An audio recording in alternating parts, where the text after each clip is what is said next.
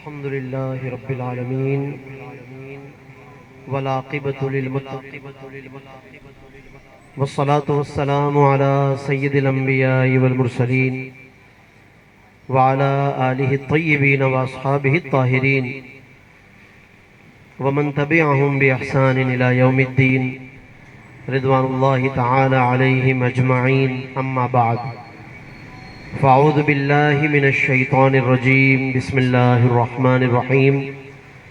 وقل رب ارحمهما كما ربياني صغيرا. آمنت بالله صدق الله مولانا العظيم وبلغنا رسوله النبي الكريم. إن الله وملائكته يصلون على النبي يا أيها الذين آمنوا صلوا عليه وسلموا تسليما. اللهم صل على سيدنا ونبينا ومولانا محمد وعلى آله وصحبه وبارك وسلم. صلاة وسلاما عليك يا سيدي يا حبيبي يا طبيبي يا مكي يا مدني يا عربي يا رسول الله وعلى آلك وأصحابك یا خاتم النبیین والمرسلین. حمد و صلات کے بعد الحمدللہ ہم اور آپ اس بابرکت اور روحانی محفل میں اللہ اور اس کے رسول صلی اللہ علیہ وسلم کے ذکر پاک کے لیے شرکت کی سعادت حاصل کر رہے ہیں. اور آج کی محفل مرحوم و محترم جناب محمود خان صاحب کی پہلی برسی کی مناسبت سے ایصال ثواب کے سلسلے میں سجائی گئی ہے. گزشتہ سال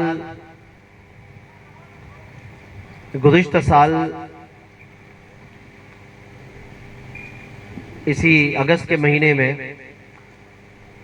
جب محمود خان صاحب کا انتقال ہوا، میں اس وقت یہاں پاکستان میں موجود نہیں تھا. 14 اگست کو عمرے کے لیے بحمداللہ میری فلائٹ تھی اور غالباً 15 اگست کو محمود خان صاحب کا انتقال ہوا. تو میں اس وقت مکہ مکرمہ میں حاضر تھا اور شاید کہ انتقال کے دن یا اس کے اگلے دن مجھے میسج کے ذریعے اطلاع ملی. پھر شاید کہ 1-2 دن کے بعد ہی مدینہ طیبہ جب روانگی ہوئی تو پھر سہیل شمس صاحب سے چونکہ رابطہ تھا تو انہوں نے پھر فرمایا کہ دعائیہ سلسلے میں ہم چاہتے ہیں کہ آپ وہیں سے مدینہ منورہ سے کچھ قصیدہ بردہ اور کچھ دعا کا اہتمام کریں. تو میرے لیے میں سمجھتا ہوں کہ سعادت تھی کہ اللہ رب العزت نے اس در کرم پر اور اس در پاک پہ اتنے عظیم انسان کے لیے، اتنے عظیم شخص کے لیے میں سمجھتا ہوں کہ دعا میں شامل ہونے کا اللہ نے ایک موقع عطا فرمایا. میں جنازے میں ظاہر ہے کہ یہاں نہیں تھا تو شرکت نہیں کر سکا، اور اس وقت جو بھی پھر یہاں پر فاتحہ وغیرہ ہوئی اس میں بھی نہیں تھا. تو اللہ رب العزت نے مدینہ منورہ سے ہمارے سہیل بھائی کی وساطت سے تمام اہل خانہ جو بھی اس وقت اس میں شریک تھے، تو اس موقع پہ وہ دعا کرنے اور فاتحہ پڑھنے اور قصیدہ بردہ شریف پیش کرنے کی اللہ نے سعادت عطا فرمائی. تو بحمداللہ میں سمجھتا ہوں کہ وہ بھی سعادت تھی، اور آج کی یہ شرکت بھی میرے لیے، ہم سب کے لیے سعادت ہے، کیونکہ جو اللہ کے نیک بندے ہیں ان کے ساتھ کسی بھی طرح ہمارا وابستہ ہونا یہ خود ہمارے لیے ذریعہ نجات ہے، اللہ کے قرب کا ذریعہ ہے. اور محمود خان صاحب بلا شبہ اللہ کے نیک بندوں میں وہ شامل تھے، اور اللہ رب العزت نے جو انہیں اپنے پیارے محبوب صلی اللہ علیہ وسلم کا جو عشق عطا فرمایا، جس کا مجھے خود پہلے اندازہ نہیں تھا، ان کے بارے میں زیادہ نہیں جانتا تھا، لیکن جب میری توجہ اس وقت زیادہ بڑھی ان کی طرف اور ان سے بہت شوق سے میں آگے بڑھ کے پھر ملاقات کرتا تھا، تو اس وقت میری توجہ بڑھی کہ جب انہوں نے خود ہی ہمارے سہیل شمس صاحب کی ایک محفل میں بالکل ایک طرف کو اکیلے ایک طرف ہو کر اور مجھ سے ایک مسئلہ دریافت کرنے کے انداز میں پوچھا کہ اگر نبی کریم صلی اللہ علیہ وسلم کی خواب میں زیارت نصیب ہو جائے تو اس سلسلے میں ہمارا طرز عمل کیا ہونا چاہیے، ہمیں بعد میں مزید کیا کرنا چاہیے۔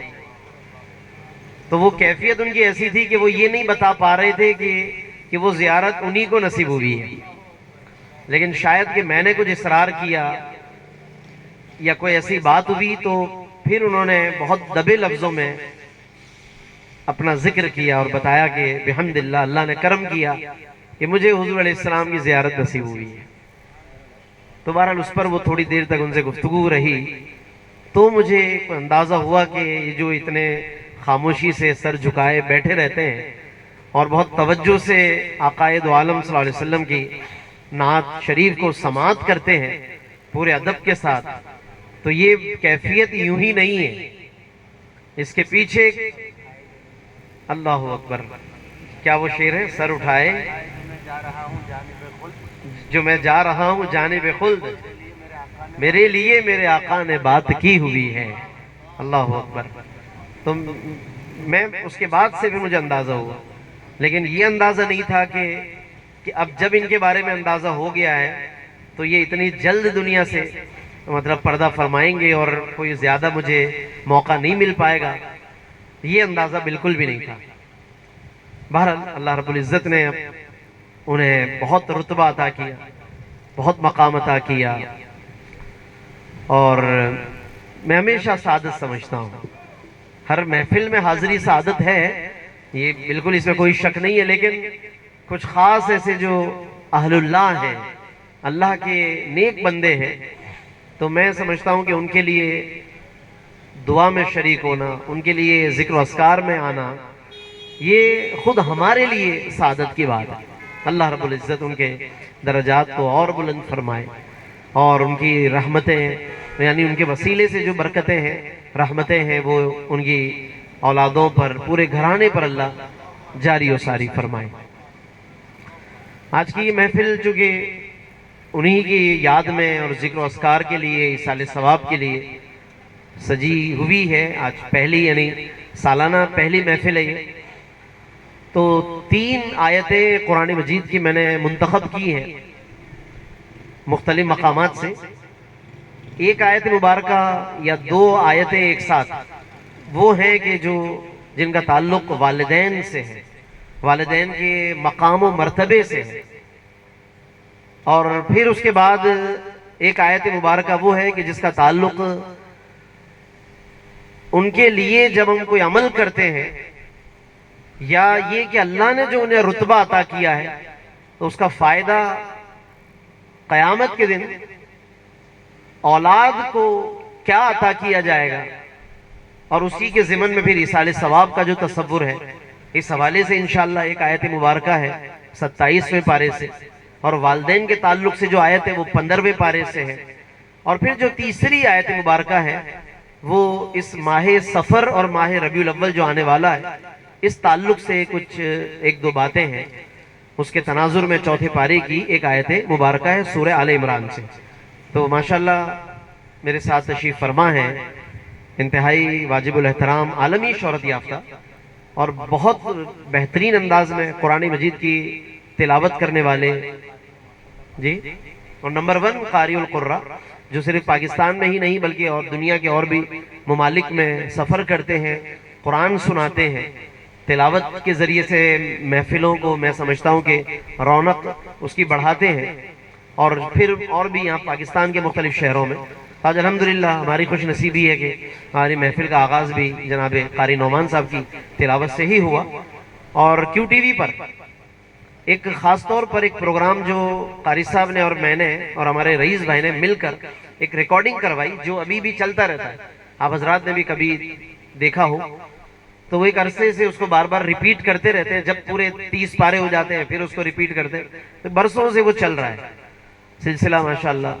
تو اس میں روزانہ ایک پاؤ پارے کی تلاوت کی جاتی ہے، قاری صاحب اس میں تلاوت کرتے ہیں، وہ ریکارڈنگ روز آتی ہے کیو ٹی وی پر تقریباً شام کے 6 بجے، اور پھر اس کے بعد اس کے ساتھ ساتھ بلکہ اس کا ترجمہ بھی چل رہا ہوتا ہے، ہمارے جو رئیس بھائی وہاں ہوتے ہیں وہ اس کا ترجمہ کرتے ہیں، اور پھر بحمداللہ اس میں سے جو 15 پارے بعد والے 15 پارے اس کی مجھے تفسیر کرنے کی ایک سعادت ملی، تو ہر 4 دن میں ایک پارہ مکمل ہو جاتا ہے، یوں وہ 15 پارے کرنے کی ہمیں سعادت ملی۔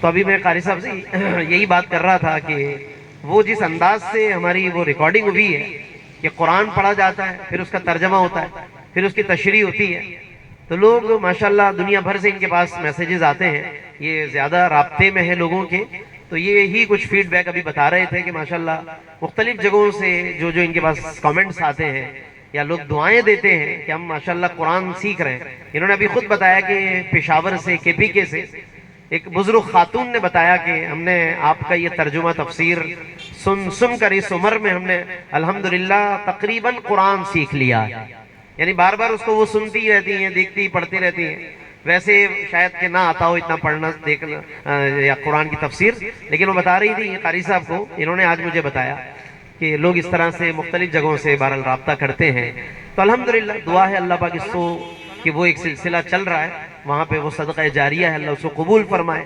یہاں پر آج بس میرے ذہن میں آیا کہ قاری صاحب موجود ہیں تو پھر ان سے فائدہ اٹھایا جائے، تو میں نے پھر 3 آیتیں منتخب کی، مشورہ کیا، اور ابھی انشاءاللہ وہ ان میں سے ایک آیت کی تلاوت کریں گے، اور پھر میں اس کی کچھ تفسیر تشریح تھوڑی بیان کروں گا، پھر اسی طرح دوسری آیت، پھر تیسری آیت، اسی پر انشاءاللہ پھر محفل اپنے اختتام پر ہوگی، صلاۃ والسلام پھر آخر میں اور دعا ہوگی انشاءاللہ۔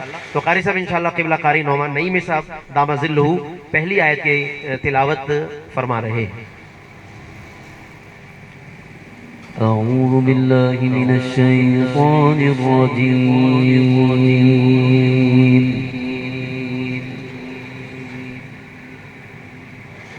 بسم اللہ الرحمن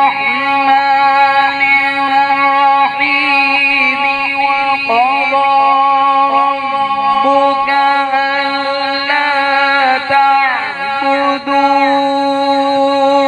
إلا إياه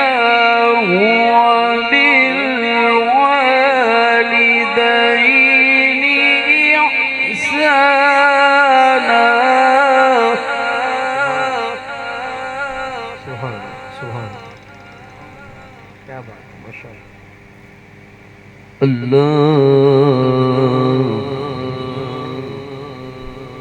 وقضى ربك ألا تعبدوا إلا إياه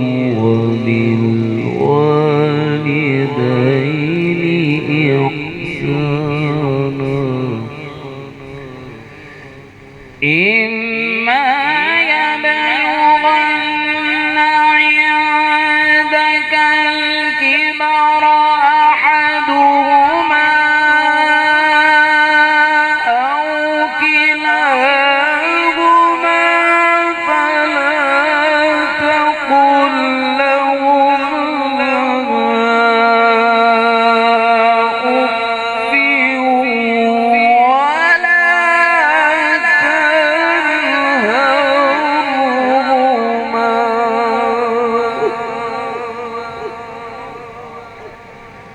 وقل لهما قولا كريما، واخفض لهما جناح الذل من الرحمة وقل رب ارحمهما كما ربياني صغيرا۔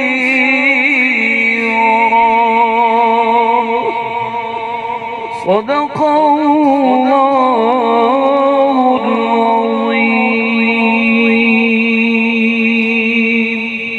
العظيم۔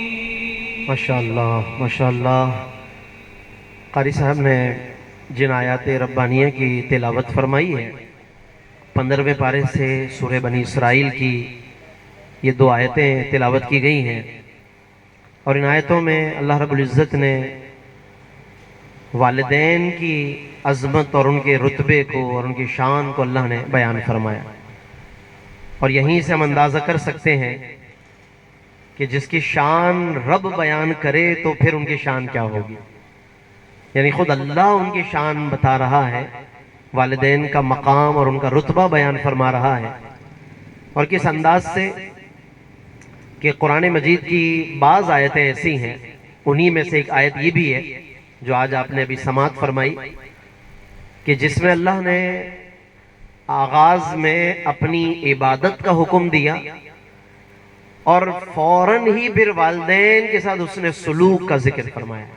ये चंद आयतें हैं पूरे कुरान में कि जहां पर इस तरह से अल्लाह ने आयतों को बयान किया कि अपना जिक्र किया और फौरन ही वालिदैन का जिक्र फरमाया। जैसे कि आगाज ही में आपने अभी समात किया कि अल्लाह रब्बुल इज़्ज़त ने फरमाया वक़दा रब्बुका अल्ला ताबुदू इल्ला इय्याहु व बिल वालिदैनि इहसाना, कि तुम्हारे रब ने ये हुक्म दिया है कि तुम सिर्फ और सिर्फ उसी की इबादत करो, वबिल वालिदैन इहसाना, और वालिदैन के साथ हुस्न सलूक करते रहो। और एक जगह और कुरान मजीद में इसी तरह की यानी हुक्म इसी तरह का है, फरमाया सूरह लुक़मान में अनिश्कुर ली वली वालिदैका, कि अल्लाह फरमाता है मेरा शुक्रिया अदा करो और अपने वालिदैन का शुक्रिया अदा करो। तो अंदाजा करें कि किस तरह अल्लाह ने उनके तज़किरे को और उनका शुक्रिया अदा करने को अपने शुक्रिया के साथ मिलाकर बयान किया। अहमियत का अंदाजा इसी से हम कर सकते हैं कि अल्फाज कितने मुख्तसर से हैं। अनिश्कुर ली, मेरा शुक्रिया अदा करो, वली वालिदैका, और अपने वालिदैन का शुक्रिया अदा करो। ये बहुत मुनफरिद आयत है कुरान। और इसी तरह ये आयत है जो आपने अभी समात। तो फरमाया आगाज बस यही है कि तुम अपने रब की इबादत करो और वालिदैन के साथ उसने सलूक करो। शायद हो सकता है कि ये जो तरतीब है आयत की, इसमें ये इशारा हो कि तुम्हारी इबादतें उसी वक्त कबूल होंगी जब वालिदैन तुमसे राजी होंगे। ऐसा मुझे महसूस होता है, मैं दावा नहीं करता, लेकिन ऐसा महसूस होता है कि तरतीब आयत बता रही है कि फरमाया कि अपने रब की इबादत करो और वालिदैन के साथ उसने सलूक करो। इसका मतलब है कि रब की इबादत करने के बाद अगर कबूलियत चाहते हो तो वालिदैन की खिदमत में रहो, उनके साथ उसने सलूक करो। अगर उनकी जुबान से दुआ तुम्हें मिल गई तो वो सजदे भी कबूल हो जाएंगे, वो तुम्हारे हज और उम्रे भी अल्लाह कबूल फरमा लेगा। और अगर इनकी दुआएं शामिल हाल नहीं है ना, तो बस फिर खुद ही आप समझ सकते हैं कि अगर वालिदैन की दुआएं शामिल नहीं है तो फिर उसके बाद इबादतें तो दरकिनार रही। बाज रिवायतों में उस नौजवान का तस्करा हमें मिलता है कि जिसकी जुबान पर मरते वक्त कलमा जारी नहीं हो रहा था। जब पता किया गया तो मालूम हुआ कि घर में मां मौजूद है मगर उस बच्चे से वो नाराज है। फिर हुजूर अलैहिस्सलाम खुद तशरीफ लाए। जब सरकार की बारगाह में ये माजरा अर्ज किया गया कि या रसूलल्लाह, एक घर में एक नौजवान है, उस पर मौत की कैफियत है मगर रूह कब्ज नहीं हो रही और जुबान पर कलमा जारी नहीं हो रहा। मफहूम में अर्ज कर रहा हूं वाक़े का, और आलम नज़ा की कैफियत है। सरकार दो आलम सल्लल्लाहु अलैहि वसल्लम ने पूछा वजह क्या है। बताया गया कि या रसूल अल्लाह, घर में सूरत हाल ये है कि माँ है मगर वो नाराज है। हुजूर अलैहिस्सलाम ने सहाबा से फरमाया आओ चलो चलते हैं। फिर हुजूर अनवर सल्लल्लाहु अलैहि वसल्लम खुद घर में तशरीफ लाए और सरकार ने फरमाया कि इसकी माँ कहाँ है। फिर हुजूर ने उनसे कलाम किया, बात की और फरमाया एक बात बताओ कि क्या तुम नाराज हो इससे। कहा मैं नाराज हूं। तो माफ नहीं करोगे। कहा नहीं करूंगी माफ। शदीद तकलीफ में थी वो माँ।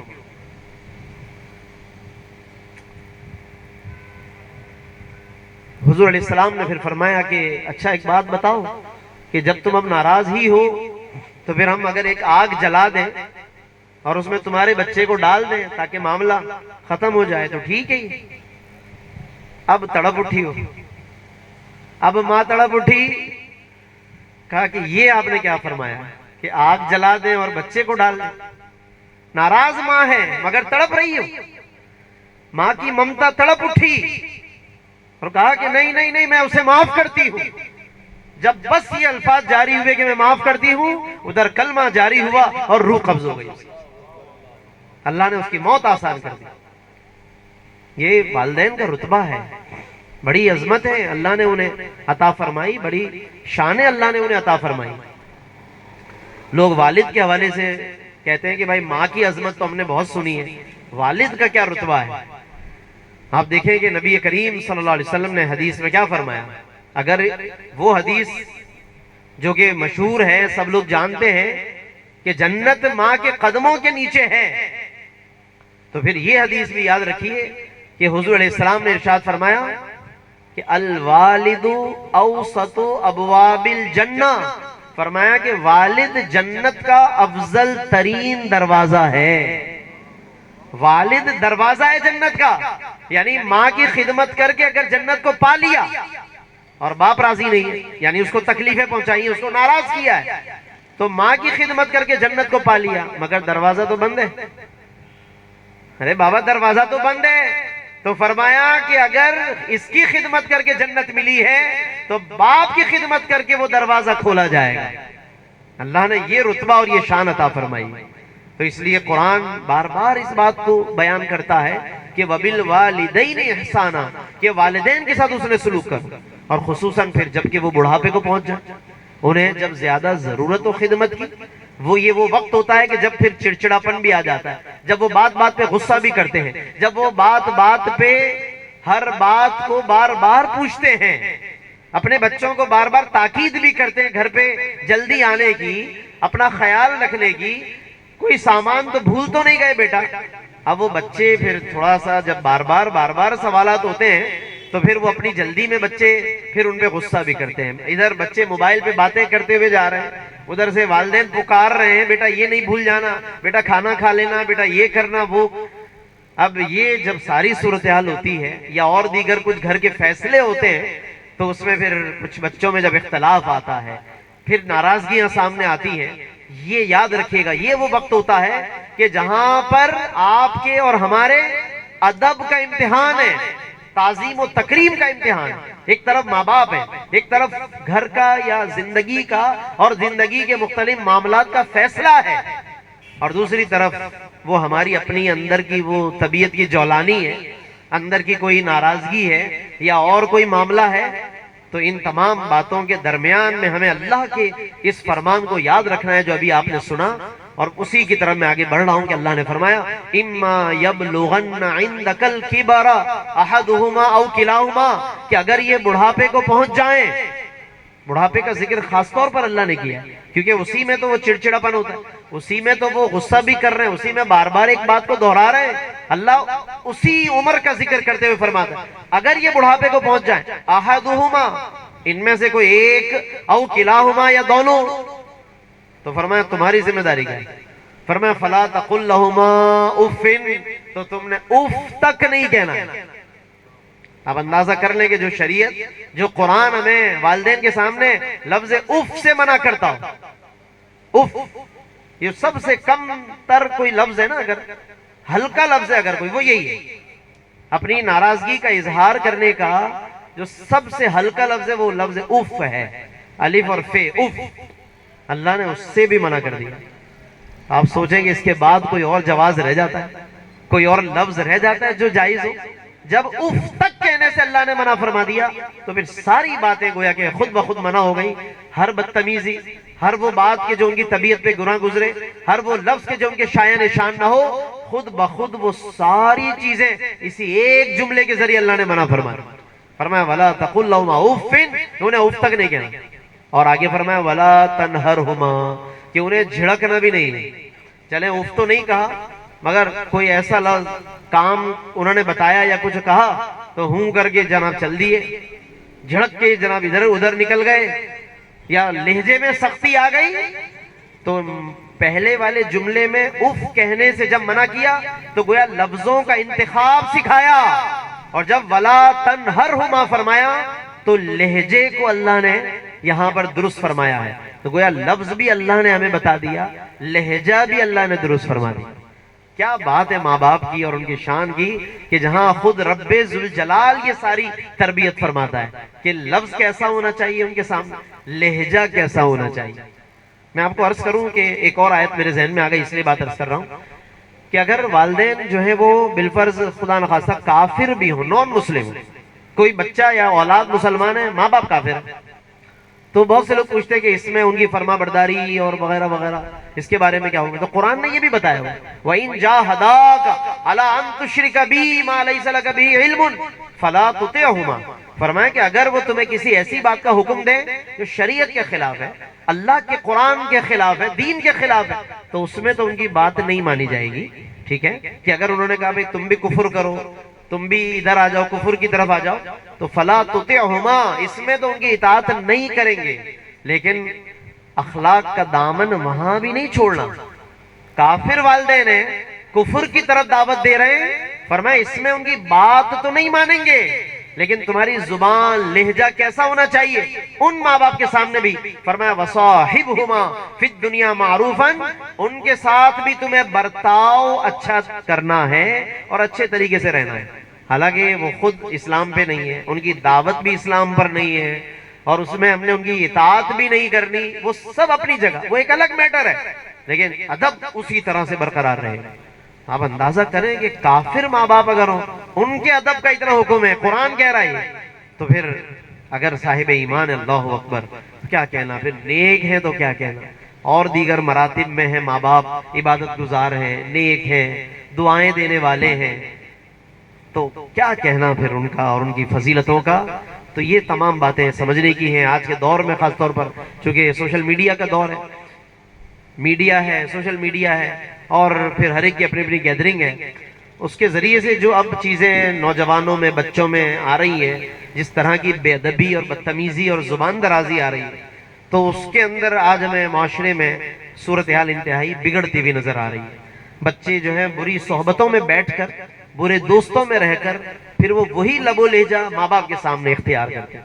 اسی طرح سے جو لوگوں میں ایک غصے کی کیفیت آتی ہے, جذباتیت لوگوں میں آ رہی ہے, اور جس طریقے سے جناب علی وہ اس کا اظہار کرتے ہیں ہر ایک کے سامنے, فوراً سے جو ہائپر ہو جاتے ہیں, غصہ کرتے ہیں, وہی چیز پھر ماں باپ کے سامنے بھی اختیار کرتے ہیں. یعنی وہ مراتب کو بھول جاتے ہیں کہ کس کا کیا رتبہ ہے, کس کی کیا شان ہے, کس کا کیا مرتبہ ہے, وہ اپنی اس کیفیت کو ان کے سامنے بھی ظاہر کرتے ہیں. اللہ نے ان تمام چیزوں کو یہاں پہ منع کر دیا. فرمایا وَلَا تَنْهَرْهُمَا, انہیں جھڑکو نہیں, اور فرمایا وَقُلْ لَهُمَا قَوْلًا كَرِيمًا, اور ان سے اچھی بات کہتے رہو, اچھے لہجے میں, اچھے لفظ, جس سے ان کے دلوں کو سکون ملے, وہ بات کرو.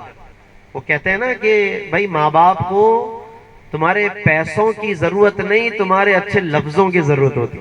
دو بول اگر اچھے بول دیے جائیں تو یہ کئی پیسوں سے ان کے نزدیک زیادہ بہتر ہوتے ہیں. اور کسی نے یہ بھی اچھا کہا کہ بیمار ماں باپ کو دواؤں سے اتنی شفا نہیں ملتی جتنی بچوں کے اچھے لفظوں سے شفا ملتی ہے. انہیں دواؤں سے اتنا جلدی سکون نہیں آتا کہ جتنا انہیں اپنے بچوں سے سکون ملتا ہے. اگر بچے اس بات کو سمجھ لیں تو. اچھا بچے کیا کرتے ہیں, جی میں آپ کے لیے دوا لے آتا ہوں, پیسے میں دے دیتا ہوں نا, آپ جہاں کہیں میں علاج کرا دیتا ہوں. یعنی دواؤں کا انتظام کر دیا, لیکن ماں باپ کو ٹائم دینے کے لیے وقت نہیں ہمارے پاس. آپ نے دوائیں بھجوا دی, آپ نے کسی کے ذریعے پیسے بھیج دیے ماں باپ کو, آپ نے کھانا پینا بھجوا دیا, خود ماں باپ کے پاس آنے کا, ان کے پاس بیٹھنے کا وقت نہیں ہے. تو یاد رکھیے گا کہ پھر اس وقت ترسیں گے کہ جب یہ ماں باپ پھر دنیا میں نہیں ہوں گے, ہے نا. وہ کسی نے کہا نا کہ بھائی اپنے ماں باپ, اگر تمہارے ماں باپ زندہ ہیں تو ان کے پاس بیٹھ جایا کرو, کیونکہ مجھے ان سے ملنے کے لیے قبرستان جانا پڑتا ہے. اگر تمہارے ماں باپ زندہ ہیں نا تو بیٹھ جایا کرو ان کے پاس, کہ مجھے ملنے کے لیے قبرستان جانا پڑتا ہے. اللہ اکبر. اس وقت کی قدر کیجئے. اگر ماں باپ موجود ہیں یا ان میں سے کوئی ایک موجود ہے تو ان کی اس حیات اور ان کی زندگی کے ان لمحات سے بھرپور فائدہ اٹھائیے. اس سے بڑی پھر کوئی دولت اور کوئی قیمتی انعام زندگی میں کبھی بھی نہیں آ سکتا. ان کا کوئی بدل ہی نہیں ہے نا, ہر چیز کا کوئی نہ کوئی بدل مل جاتا ہے انسان کو. دوست بہت مل جاتے ہیں اور رشتوں کا بدل مل جاتا ہے.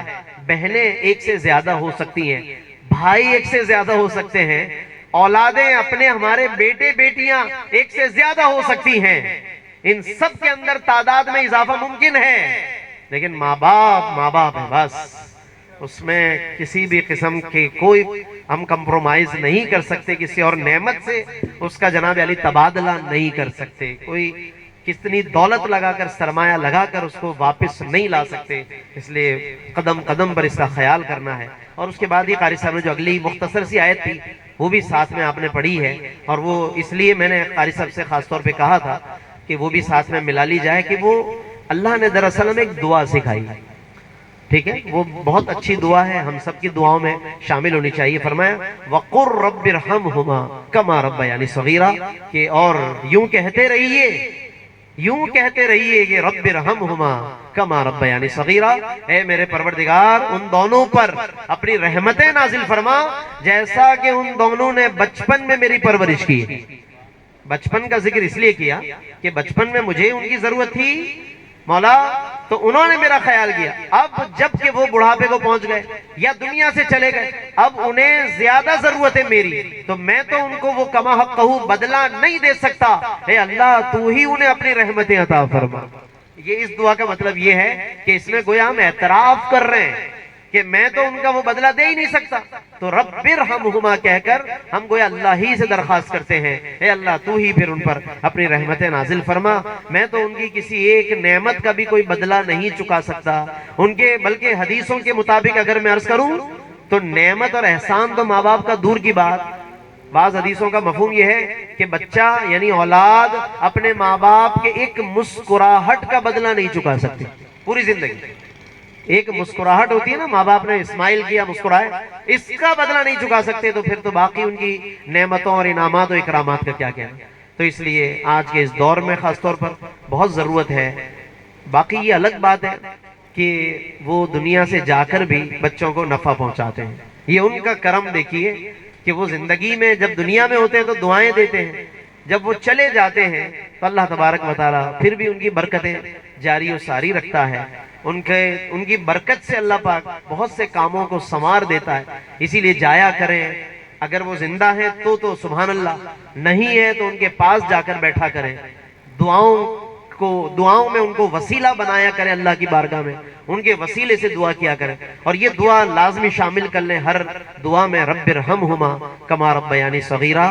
بہت سے لوگوں نے اپنا تجربہ بتایا اور حق ہے یہ کہ کہا کہ اگر تم کسی مشکل میں ہو، اگر تم کسی آفت میں ہو، مشکل میں ہو، آزمائش میں ہو، تو ماں باپ کے لیے دعا شروع کر دو، اللہ تمہاری مشکل کو آسان فرما دے گا۔ آپ ماں باپ کے لیے دعا شروع کر دیں، اللہ تمہاری مشکل آسان فرما دے گا، کیونکہ یہی بات اگر ان کی زندگی میں ان کے سامنے پیش کی جائے کہ ماں ایک تمہاری مشکل ہے اور ایک تمہارے بیٹے کی مشکل ہے، کس کی مشکل حل کرنے کو تم چاہو گی، وہ ماں یہی کہے گی کہ میرے بیٹے کی مشکل دور ہو جائے۔ تو اسی لیے دعا بھی اگر ان کے لیے کی جائے تو شاید ماں باپ یہی کہتے ہیں، اللہ میری مشکل بعد میں، پہلے میرے بچے کی مشکل آسان فرما۔ بس کیا اللہ نے انہیں طبیعت عطا کی ہے، کیا جناب ان کی کیفیت ہوتی ہے۔ میں کہتا ہوں کہ شاید دنیا کی ہر کیفیت کو لفظوں میں بیان کیا جا سکتا ہے، واحد ماں باپ کی کیفیات ہے بچوں کے لیے کہ جس کو لفظوں میں بھی بیان نہیں کر سکتے، وہ بس ایک کیفیت ہے کہ جس کو بس اللہ ہی جانتا ہے اور اللہ جسے وہ عطا فرما دے۔ اس لیے ہمیں ان جذبات اور ان کیفیات کی قدر کرنی چاہیے، اور اسی لیے محفل سجائی گئی ہے۔ اس محفل کا مقصد یہی ہے کہ یہ بھی ایک بھلائی کا طریقہ، یاد رکھیے گا، ایصال ثواب، نماز جنازہ سے لے کر بعد میں جتنی محافل ہے یہ سب ان کے ساتھ ایک بھلائی کا طریقہ ہے، اور یہ پھر جتنا جاری و ساری رہے گا انشاءاللہ ان کی روح جو ہے اس کی طمانینت اور اس کی خوشی انشاءاللہ محسوس کرتی رہے گی۔ اگلی آیت بھی جو اب انشاءاللہ قاری صاحب پڑھیں گے اس کے اندر بھی تقریباً یوں سمجھ لیں کہ ماں باپ کا تذکرہ ہے، لیکن ایک اور انداز ہے قرآن کا، وہ شاید آپ میں سے بہت سو نے اس سے پہلے یہ مفہوم اور یہ آیت اس مفہوم کے ساتھ سماعت نہ کی ہو، لیکن ایک اور بڑی اہم بات انشاءاللہ اس کی روشنی میں پتہ چلے گی۔ پہلے آپ آیت کی تلاوت سماعت فرمائیں، سورۃ الطور کی انشاءاللہ آیت مبارکہ کی قاری صاحب تلاوت فرمائیں گے۔ أعوذ بالله من الشيطان الرجيم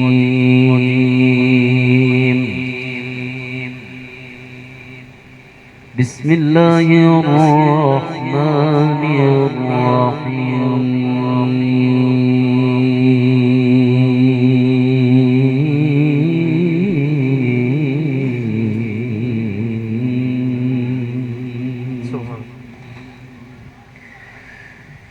والذين آمنوا واتبعتهم ذريتهم بإيمان ألحقنا بهم ذريتهم وما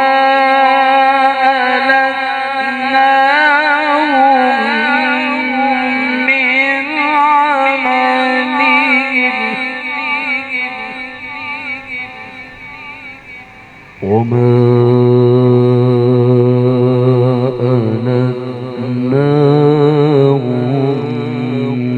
من عملهم من عملهم من شيء والذين آمنوا واتبعتهم ذريتهم بإيمان ألحقنا بهم ذريتهم وما ألتناهم من عملهم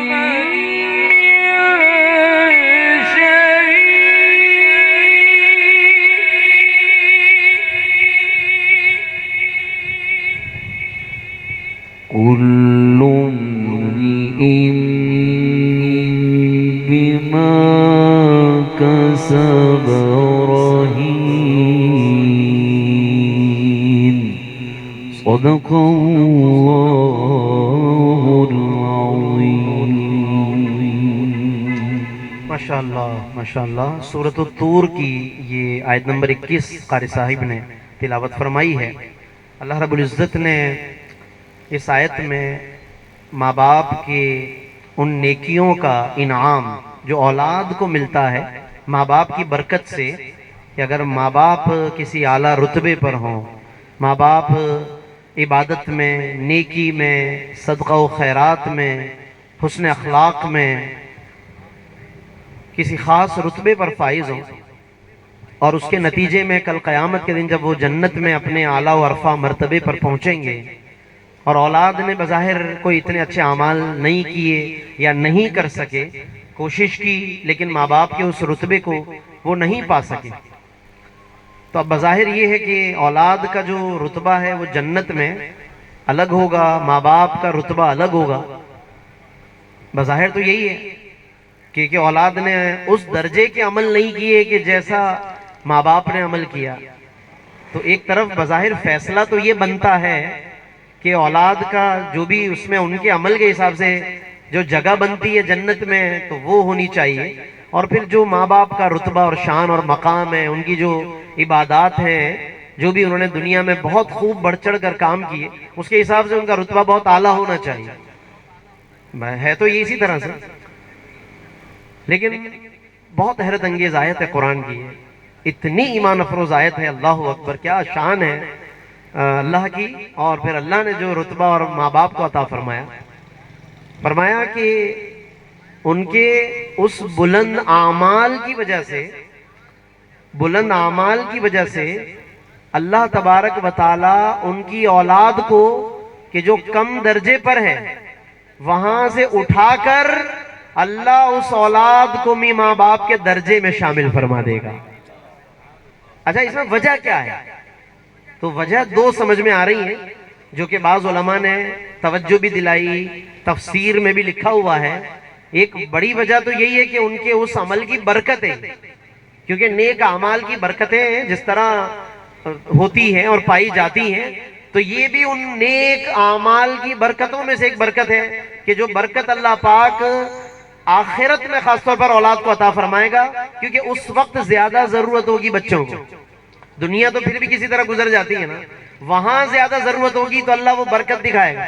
تو ایک پہلو تو یہ ہے کہ یہ ماں باپ کا نیک عمل کی برکت ہے یہ، اور دوسری ایک بڑی زبردست وجہ لکھی علماء نے کہ اولاد کو وہاں اس لیے پہنچایا جائے گا کہ خود ماں باپ کی خواہش بھی یہی ہوگی کہ انہیں ہمارے سامنے رکھا جائے، تاکہ دنیا میں جس طرح یہ بچے سامنے ہوتے تھے آنکھوں کو ٹھنڈک ملتی تھی، جنت میں بھی ماں باپ کی آنکھوں کی ٹھنڈک کا انتظام اللہ تبارک و تعالیٰ اس طرح فرمائے. کیا خوبصورت بات ہے. آج کی یہی ابھی آپ نے آیت سنی ہے، میں بس اس کا ترجمہ بیان کر دیتا ہوں. مفہوم تقریباً یہی ہے. اللہ فرماتا ہے والذین آمنوا واتبعتہم ذریتہم بایمان، کہ وہ لوگ کہ جو ایمان لائے، یہ ماں باپ، واتبعتہم ذریتہم، اور ان کی ذریت نے، ان کی اولاد نے ان کی پیروی کی، بایمان، ایمان لانے میں، یعنی بچے بھی پیچھے پیچھے صاحب ایمان ہیں. فرمایا الحقنا بہم ذریتہم، تو ان ماں باپ کے ساتھ ہم ان کی اولاد کو لاحق کر دیں گے، یعنی شامل کر دیں گے. الحقنا بہم ذریتہم، اولاد کو ماں باپ کے ساتھ ملا دیا جائے گا. دیکھیں دنیا میں بظاہر ہمیں کیا دکھایا جاتا ہے، کیا نظر آتا ہے کہ ماں باپ کو جب وفات ہو گئی تو ایسا معلوم ہوتا ہے جیسے ماں باپ کو جدا کر دیا گیا. تو دنیا کا تو معاملہ اسی طرح ہے کہ یہاں جدا کیا جا سکتا ہے، لیکن یہاں کا جتنا صدمہ تھا، جتنا غم تھا کہ جدائی کی ہو گئی ماں باپ سے وفات کی وجہ سے، چاہے بچوں کی وفات پہلے ہو جائے چاہے ماں باپ کی ہو جائے، جدائی کی ہو گئی دنیا میں، تو یہ جتنا غم تھا وہ سارا غم وہاں پہ یوں دور ہوگا کہ دنیا میں جدائی ہو گئی، ادھر اللہ نے ان دونوں کو ایک ساتھ ملا دیا اور شامل فرما دیا. الحقنا بہم ذریتہم، ہم نے ان بچوں کو ان کے ماں باپ کے ساتھ لاحق فرما دیا. اور پھر وما التناہم من عملہم من شیء، ان ماں باپ کے عمل میں بھی ہم کوئی کمی، رتبے میں کوئی کمی نہیں کریں گے. یعنی یہاں پر یہ اشارہ ہے کہ ملانے کا ایک طریقہ یہ بھی تو ہو سکتا تھا کہ ماں باپ کو نیچے لا کر بچوں کے درجے میں پہنچا دیا جائے، ایک طریقہ یہ بھی تو ہو سکتا ہے نا. لیکن اس صورت میں کیا ہوتا، ماں باپ کے رتبے میں کمی آ جاتی، ان کے عمل کے جو جزا ہے اس میں کمی آتی. تو اللہ نے کبھی یہ گوارا نہیں فرمایا کہ جسے رتبہ مل گیا اس میں کمی کی جائے. ہاں یہ شان کریمی ضرور ہے کہ جس کا رتبہ کم ہے اس کو اونچا کر دیا جائے. یہ اللہ کی شان ہے، یہ شان کریمی ہے. وہ بلند والے کو نیچا نہیں کرتا، نیچے والے کو بلندی عطا فرما دیتا ہے. یہ اس کا کرم ہے. تو اس لیے فرمایا کہ ہم نے ان کے عمل میں کوئی کمی نہیں فرمائی ہے.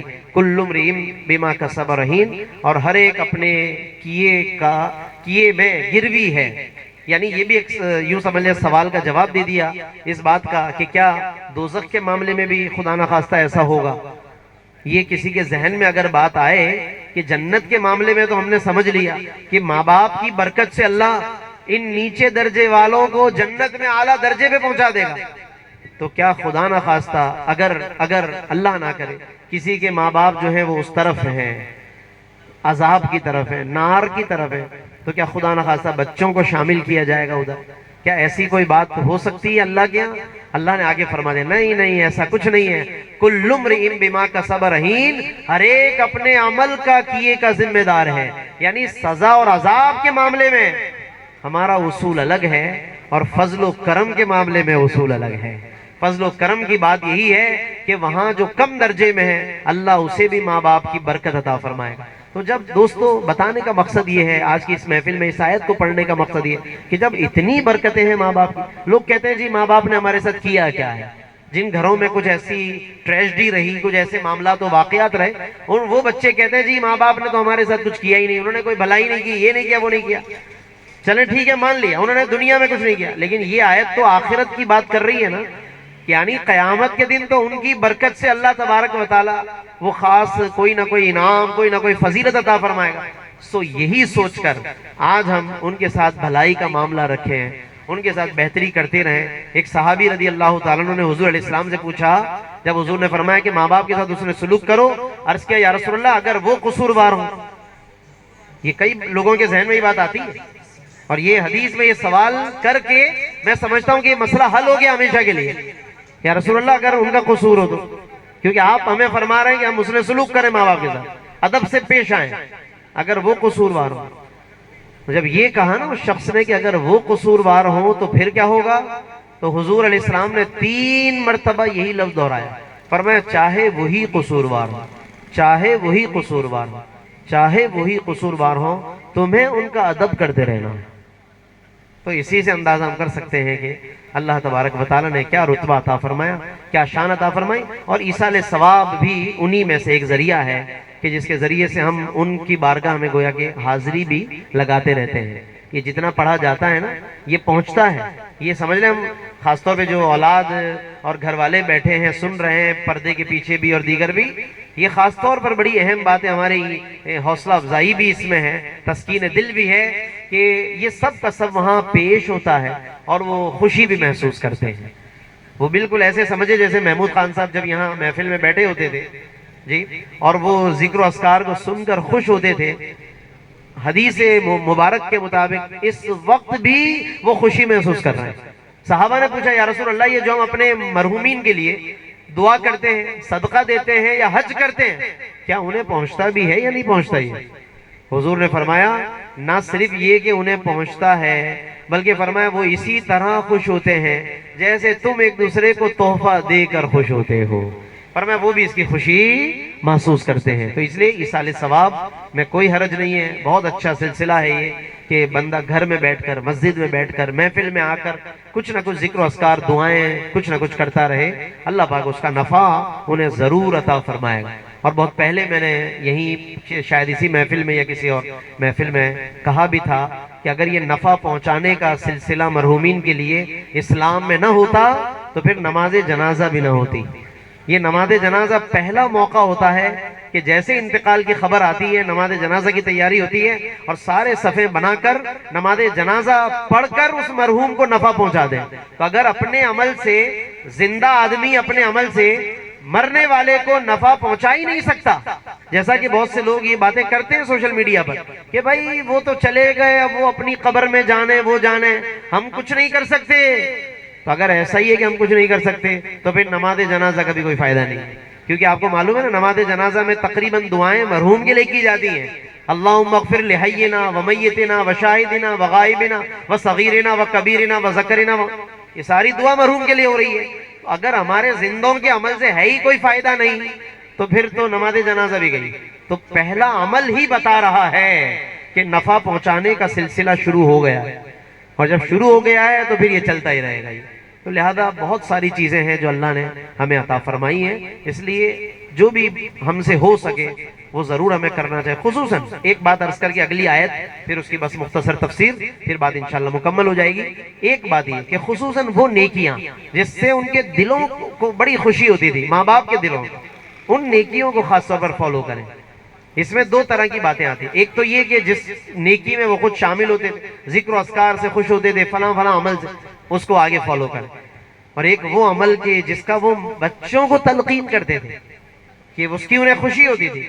بچے کو کہتے تھے بیٹا نماز پڑھو. اب بچوں کو خاص طور پر اس بات کو سمجھنا چاہیے کہ جب ماں باپ اس بات کی تمنا رکھتے تھے کہ ہم نماز پڑھیں، تو اب اگر بچے نماز کو چھوڑ رہے ہیں تو یہ ایک بہت بڑی غلطی ہے کہ ان کی خوشی کا اہتمام نہیں کر رہے. اب ہمارے یہاں اور دوسری تیسری خوشی کا تو ہم بڑا اہتمام کرتے ہیں کہ جی میری ماں بہت یہ خوشی پسند کرتی تھی، میرے والد صاحب کو یہ بات بہت پسند ہوتی تھی. اس طرح کر کر کے ہم ان کی بہت ساری خوشیوں کا تذکرہ کرتے ہیں نا جن کا تعلق دنیا کے معاملات سے ہوتا ہے. بھائی فلاں چیز ماں باپ کو بہت پسند تھی، فلاں کھانا ان کو بہت پسند تھا، بھائی آج فلاں چیز پکے گی گھر میں، میری امی کو بہت پسند تھی، میرے والد کو جناب یہ چیز بڑی پسند تھی. یہ ہوتا ہے گھر میں، بہت اچھی بات ہے، ہونا بھی چاہیے. لیکن کیا ماں باپ کو یہ پسند نہیں تھا کہ بچے نماز پڑھیں؟ کیا ماں باپ کو یہ پسند نہیں تھا کہ بچے فضول صحبتوں میں نہ بیٹھیں؟ کیا ماں باپ کو یہ پسند نہیں تھا کہ بچے گالی گلوچ نہ کریں؟ تو یہ والی پسندیں بعد میں کیوں یاد نہیں آتی بچوں کو کہ میری ماں کو، میرے والد کو یہ بہت پسند تھا کہ میں نماز پڑھوں؟ یہ چیزیں نہیں گنوائی جاتی عام طور پر زندگی میں. کھانے پینے کے، لباس کے معاملات، پہننے اوڑھنے کے معاملات، فلاں سے آنا جانا گھروں میں ہوتا ہے، ان میں ماں باپ کی پسند کا خیال رکھا جاتا ہے. اچھی بات ہے، بہت اچھی بات ہے، بالکل خیال رکھیے. لیکن اس کے ساتھ ساتھ جو فرائض و واجبات ہیں ان کا بھی اہتمام کیجئے، کیونکہ وہ بھی ماں باپ کو ماشاءاللہ بہت پسند تھا، وہ ہماری زندگیوں میں دیکھنا چاہتے تھے. اس لیے اس بات کا بھی بھرپور خیال رکھیے. اب انشاءاللہ بس جو اگلی آیت ہے اس میں کچھ ماہ سفر اور ماہ ربیع الاول کے حوالے سے ایک دو باتیں عرض کر کے پھر انشاءاللہ جی انشاءاللہ اس کے حوالے سے. أعوذ بالله من الشيطان الرجيم بسم الله الرحمن الرحيم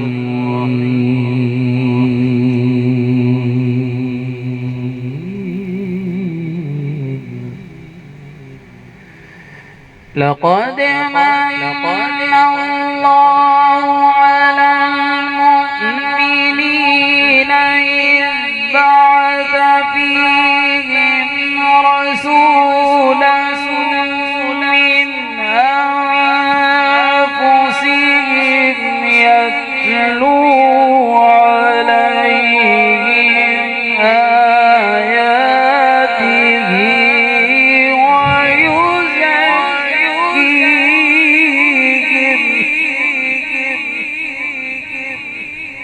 ويزكيهم ويعلمهم الكتاب والحكمة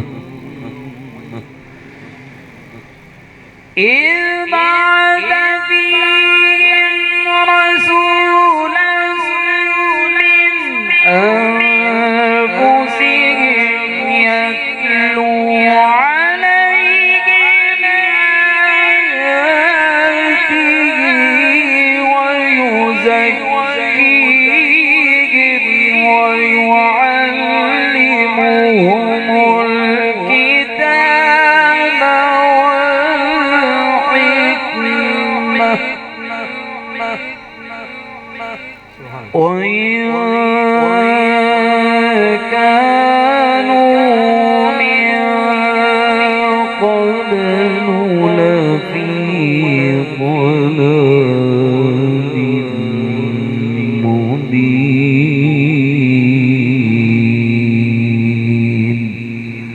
صدق الله العظيم माशाअल्लाह माशाअल्लाह। ये आज की इस महफिल की आखिरी आयत मुबारक आपने समाअत फरमाई। सूरह आल इमरान की आयत नंबर 164 तिलावत की गई है। इसमें अल्लाह रब्बुल इज़्ज़त ने नबी पाक सल्लल्लाहु अलैहि वसल्लम की इस दुनिया में तशरीफ़ आवरी का जिक्र फरमाया और उसको अल्लाह ने एहसान करार दिया कि हमने एहसान फरमाया लोगों पर, अहले ईमान पर, कि अपना इतना अजीम रसूल उनके दरमियान मबूस फरमाया है। तो ये बड़ी अहम आयत है कुरान की और ज़िक्र मुस्तफ़ा है, ज़िक्र रसूल है, आमद मुस्तफ़ा का बयान है। आगे रबीउल अव्वल का महीना भी माशाअल्लाह जलवागर होने वाला है और हुज़ूर अलैहिस्सलातु वस्सलाम की विलादत का ये 1500वां जश्न विलादत आ रहा है। यानी 1500 साल इस रबीउल अव्वल में यकीनी तौर पर हो रहे हैं नबी पाक सल्लल्लाहु अलैहि वसल्लम की विलादत को। तो बहरहाल आज की इस महफिल में हम हुसूल बरकत के लिए ज़िक्र रसूल सल्लल्लाहु अलैहि वसल्लम को कुरान की रोशनी में कुछ बातें अर्ज़ करने की सआदत हासिल कर रहे हैं। बड़ी मशहूर आयत है कुरान की, इरशाद फरमाया कि लक़द मन्नल्लाहु अलल मुअमिनीन, कि बेशक अल्लाह ने अहले ईमान पर एहसान फरमाया। यानी एहसान तो अल्लाह का ये पूरी कायनात और पूरी मखलूक पर है, हुजूर का इस दुनिया में आना, लेकिन ख़ास तौर पर अहले ईमान पर है। एहसान सब पर हुआ मगर खुसूसन अहले ईमान पर हुआ, ताकि वो ज़्यादा से ज़्यादा फ़ायदा उठाएं, ज़्यादा से ज़्यादा हुजूर अलैहिस्सलाम की मुबारक ज़िंदगी से अपनी ज़िंदगी में बेहतरी लाएं। इसलिए ख़ासतौर पर अहले ईमान का जिक्र फरमाया। लक़द मन्नल्लाहु अलल मुअमिनीन, के बेशक अल्लाह ने अहले ईमान पर एहसान फरमाया। इज़ बअस फ़ीहिम रसूलन मिन अनफुसिहिम, कि अल्लाह ने उनमें यानी अहले ईमान में उन्हीं में से अपना एक अजीम रसूल मबूस फरमाया। अच्छा, अब उस रसूल के आने के मकासिद क्या हैं? तो 3 मकासिद बताए।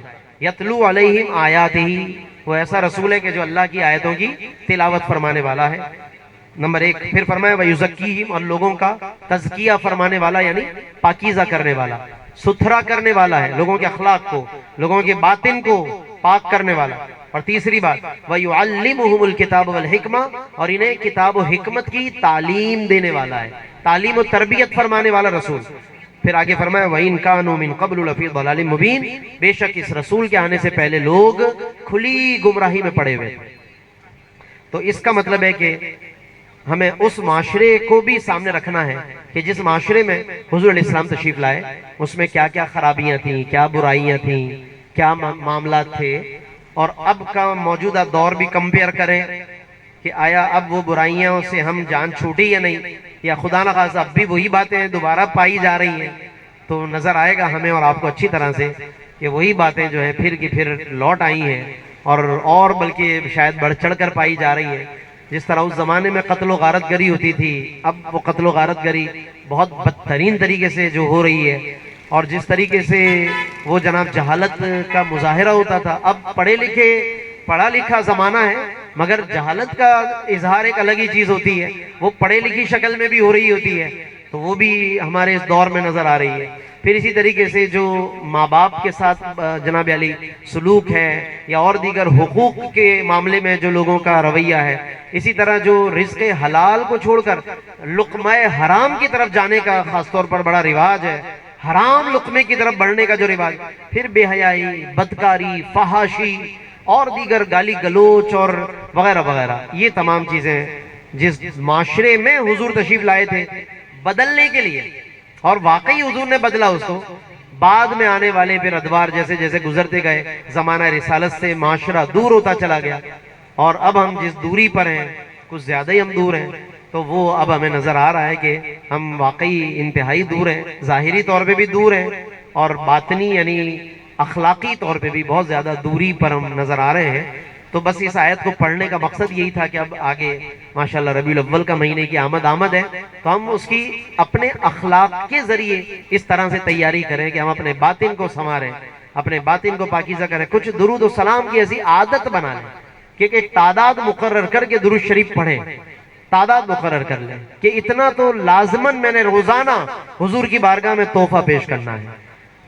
اگر ہم تعداد مقرر نہیں کرتے تو اس کے نتیجے میں ہوتا ہی ہے کہ ہم پھر جب بس موقع ملا تو پڑھ لیا، نہیں موقع ملا پورے دن مصروف رہے تو نہیں پڑھ سکے، یہ ہو جاتا ہے. لیکن ایک تعداد کو فالو کرنے سے ہی ہوگا کہ کم سے کم اتنی تعداد کو تو میں نے کسی نہ کسی طرح انشاءاللہ لازمی پورا کرنا ہے. تو کوئی نہ کوئی تعداد اپنی سہولت سے آپ مقرر کر لیں. 500 مرتبہ پڑھیں، 1000 دفعہ پڑھیں، 200 دفعہ پڑھیں، 300 دفعہ پڑھیں، جتنا ہو سکے لازمی اس کو پڑھیے. یہی سوچ کر کے آگے مہینہ آ رہا ہے ربیع الاول کا، میں ابھی سے اپنی عادت بنا لوں، میں اپنے بچوں کی عادت بناؤں. بچوں کو بھی کہیے اس بات، تھوڑا تھوڑا وہ سب حصہ ملائیں. اور روزانہ کی تعداد اگر آپ لکھ کر تمام اپنے گھر والوں سے تعداد کو جمع کریں، اور حتیٰ کہ 12 ربیع الاول کے دن تک اگر پورے گھر کی طرف سے 1,00,000 کی تعداد میں حضور کی بارگاہ میں سب گھر والے وہ پیش کریں وہ تحفہ، اور میں سمجھتا ہوں کہ کتنی زبردست یہ ایک عقیدت کا اہتمام ہوگا اگر ہر ایک اپنے طور پر کوئی بھی آئیڈیا مقرر کر لیں کہ میں کیا کر سکتا ہوں. ٹھیک ہے، اسی طرح سے لوگوں کے کام آنا، لوگوں کے ساتھ بھلائی کرنا، لوگوں کی خدمت کرنا ہے. ہمارے قرب و جوار میں غریب غربا ہوتے ہیں اور دیگر معاملات ہوتے ہیں، اس میں ان کے ساتھ کچھ کنٹریبیوٹ کرنا، اور سب سے بڑھ کر یہ کہ پھر نمازوں کی پابندی کرنا، اس کا پہلے سے اہتمام کریں. یہ نمازوں کا ذکر میں نے اس لیے کیا کہ خاص طور پر کہ حضور نے فرمایا نا کہ نماز میری آنکھوں کی ٹھنڈک ہے. تو آنکھوں کی ٹھنڈک پہنچانی ہے حضور علیہ السلام کو، تو وہ اس انداز سے پہنچائی، ایسے اچھے اچھے اعمال کر کے پہنچائی. تو یہ بہت ضروری ہے. چند چیزوں کا میں نے ذکر کیا ہے، باقی انشاءاللہ آگے ربیع الاول کے مہینے میں تو اس طرح کی بہت سی چیزیں آپ سماعت کر سکیں گے. بہت سے پروگرام ہمارے سہیل شمسہ ماشاءاللہ کرواتے ہیں، اس میں بھی ماشاءاللہ بہت کچھ سماعت فرماتے ہیں لوگ. تو اس میں بھی انشاءاللہ جہاں جہاں پر میں حاضر ہوں گا تو بہت کچھ سیرت نبویہ سے واقعات اور دیگر جو ہدایت اور اصلاح کی باتیں ہیں، میرے لیے بھی، ہم سب کے لیے، پورے معاشرے کے لیے، اس کو ضرور انشاءاللہ بیان کرنے کی سعادت حاصل کریں گے. اللہ تبارک و تعالی سے دعا ہے کہ رب کریم ہم سب کو ان تمام برکتوں کو حاصل کرنے کی توفیق عطا فرمائے. آمین. وآخر دعوانا الحمدللہ رب العالمین.